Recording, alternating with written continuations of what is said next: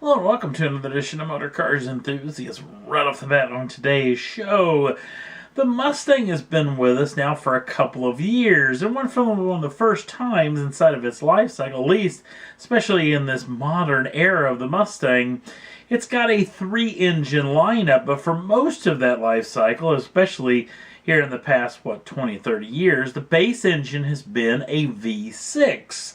Well, that may be no more. There's a lot of reports over the internets claiming that Ford may be dropping the normally aspirated V6 outside of the lineup.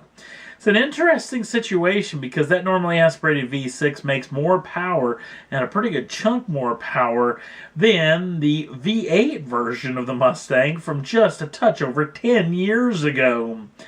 But this may be an interesting situation because me being one of those type of guys that probably would opt for the V6, obviously you'd go for the V8, but if you weren't, I'm really intrigued about that turbocharged 4-cylinder, the EcoBoost engine, about just how much little weight that thing's going to put over the front axle, make this car very, very tossable, and that may be a situation that Ford Mustang owners have actually done now. They think that the 4-cylinder is a lot more entertaining option than the normally aspirated V6.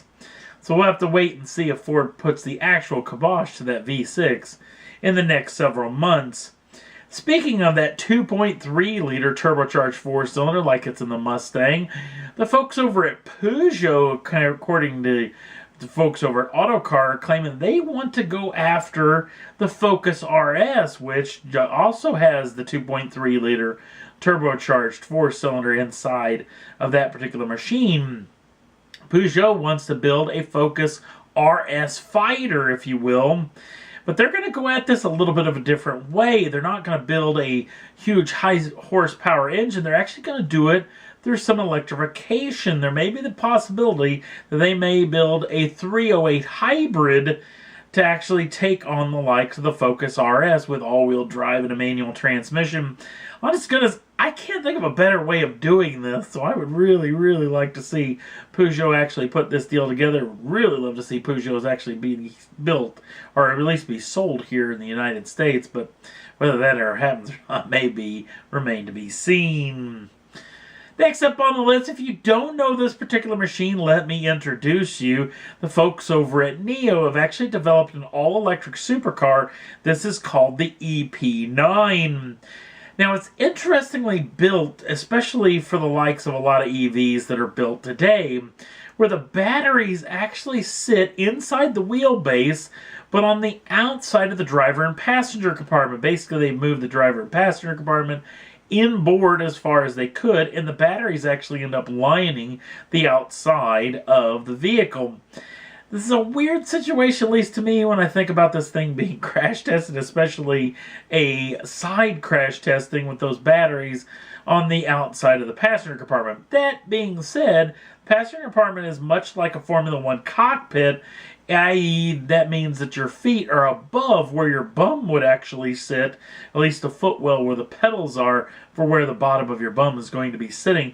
Their feet are actually going to sit way above that, which means the bottom part of this machine is nothing but a large vacuum tunnel, if you will, a massive diffuser underneath this vehicle, which means it can put down a ton of downforce. In fact, quite possibly literally a ton. They're claiming that this vehicle makes double the amount that a modern-day Formula One car, which seems a little bit hard to believe. That being said, it needs something like that to lay down the power that this vehicle has. All-electric drivetrain, and it makes 1,341 horsepower and, get this, 4,671 pounds-feet of torque. Now, in the hands of Nelson Piquet Jr., ex-Formula One racer, current Formula E race car driver, this vehicle reset the EV lap record around the Nürburgring Nordschleife loop by over 20 seconds. It's now down to just over 7 minutes. In fact, 7 minutes and 5 seconds. And the Nio group is claiming that was on 80% power because they were worried about overheating and damaging the drivetrain. So if they turn this thing up to 11, if you will, they're claiming that this vehicle would go into the high 6-minute 40-second range, which would mean this thing is flirting with the fastest production cars around the Nordschleife Loop. Now, here's the kicker. If you really want one of these machines, it says it's going to cost somewhere around $1.2 million, which in supercar or hypercar money doesn't sound like a whole lot of money, but you had to be an early investor in the folks over at Nio when they were developing this machine, meaning you had to be involved in the Kickstarter program. If you are, you will get a shot at owning one of these machines. If you're not, obviously you're going to have to hope for one of those folks that actually may be able to sell those cars, which means they're going to come out at somewhat of a premium. I'm assuming this group's going to probably try to build some sort of a more normal automobile, at least going forward, so we'll have to wait and see on that front, but pretty neat piece of kit, I have to say. The thing looks amazing. Last up on the list, let's talk a little bit about Ferrari. We've talked about the fact that they're going to make their entire fleet by the end of 2019, hopefully electrified, that being hybrid powered.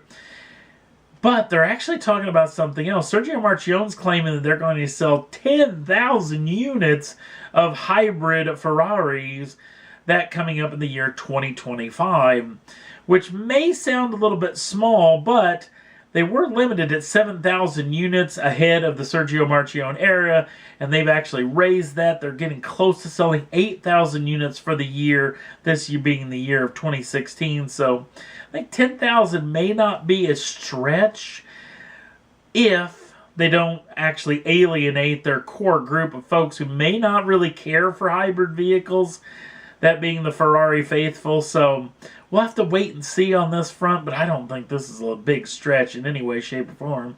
I actually think hybrid power is an easy way to make a lot of performance.